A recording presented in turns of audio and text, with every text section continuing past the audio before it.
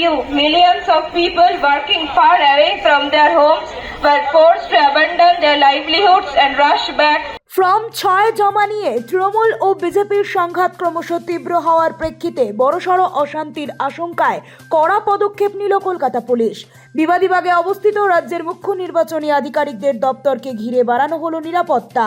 Stand road সংলগ্ন এলাকায় BNSS এর ১৬৩ ধারা জারি রেখে তার পরিসরও আরও বিস্তৃত করা হয়েছে।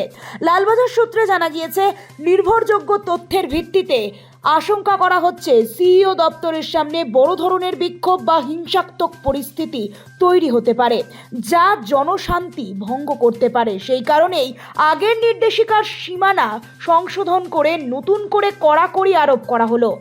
নতুন নির্দেশ অনুযায়ী স্ট্যান্ড রোডের সম্পূর্ণ অংশ অর্থাৎ কয়লাঘাটা ক্রসিং থেকে কিরণ শঙ্কর রায় রোড ক্রসিং পর্যন্ত রাস্তার দুপাশের ফুটপাত জুড়েই বিধিনিষেধ জারি থাকবে।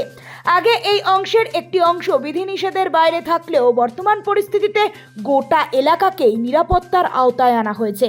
পুলিশ কমিশনার অজয় নন্দের স্বাক্ষরিত এই সংশোধিত নির্দেশে স্পষ্ট করা হয়, 23শে মার্চ জারি হওয়ার আগের নির্দেশিকা অন্যান্য শর্ত অপরিবর্তিত থাকবে। গত কয়েকদিন ধরেই সিইও দপ্তরের সামনে উত্তেজনা বাড়ছিল। ফর্ম ৬ নিয়ে যে অভিযোগের পাল্টা অভিযোগ, রাজনৈতিক কর্মীদের বিক্ষোভ এবং সংঘর্ষের আশঙ্কা পরিস্থিতিকে জটিল করে তুলছিল।